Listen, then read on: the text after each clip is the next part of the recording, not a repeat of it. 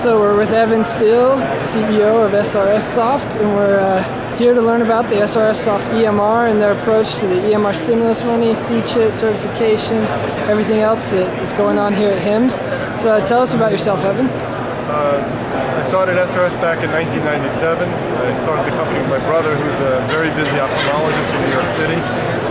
He's a very high-volume ophthalmologist, and we had to solve a specific problem of eliminating the intractable problem of paper charts throughout his whole organization.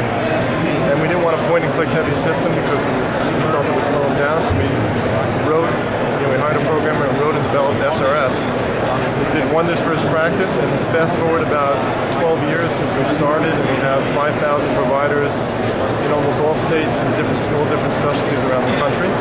Our focus is on the high-volume specialty practice where productivity especially is of importance to them. So do you have specific specialties that you deal with the most, or are you trying to be all specialties, or what's your approach to that? Since we deal with very complex workflow problems, usually the larger practices, the practices that form in large groups, they have the largest problems with workflow and charts in their office.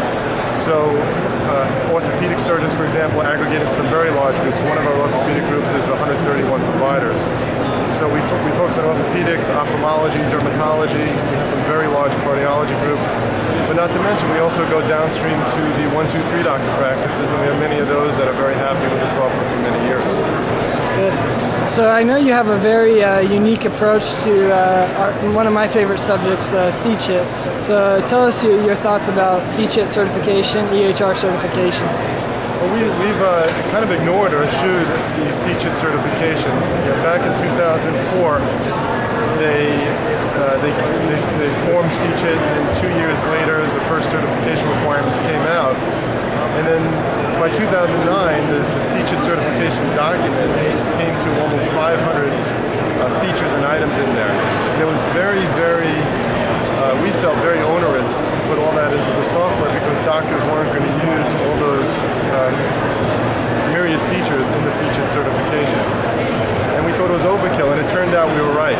Because right now, CCHIT certification is going away, and it's going to be Department of Health and Human Services certification. So all those folks who bought the 400 some odd items of CCHIT certified software now have to go out and buy a different package, and we hear complaints all the time from doctors that they bought a CCHIT package, now their vendor's telling them they're going to have to pay for their meaningful use package or helping human services package. I think another issue is that when you have this CCHIT software, it's very bloated, very complex software, and yet on top of that now, in a rushed way, the Department of Health and Human Services, the HHS certification, and yet on top of that, in very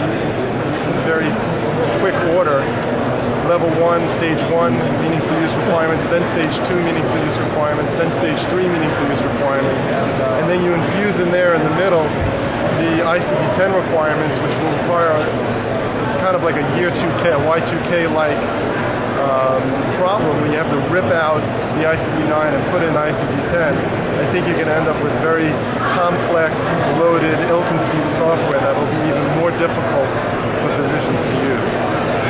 So I guess we're safe to assume that if you're not interested in the EHR certification, you're not interested in the stimulus money?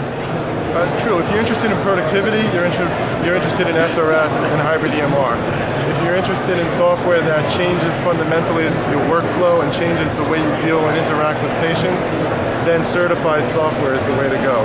But as I mentioned before, our clients are very high productive, very busy, high volume specialists, and there's a specific need for productivity software that enhances their workflow, not detracts from it. So it seems like the sales pitch you're making to EMR vendors is that they'll maintain or even increase their productivity as opposed to getting EMR stimulus money.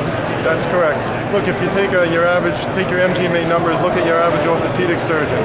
If you slow them down 30 seconds an exam, the average decrease in productivity, if you do the math, comes out to $50,000 in loss in productivity a year. Over 5 years, that's $250,000 in lost productivity. That dwarfs anything you may get from the government. So one final question. Tell us about your blog, because obviously we're big fans of bloggers.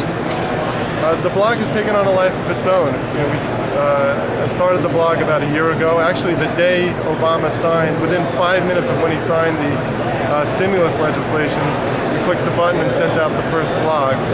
And it's grown. Our traffic has increased tremendously. But one of the nice things is the discussion among, especially physicians, specialist physicians, has increased. One blog about 3 weeks ago had 10 separate comments from physicians. So we're really glad to be part of the discussion and get our specialist physicians involved in that discussion.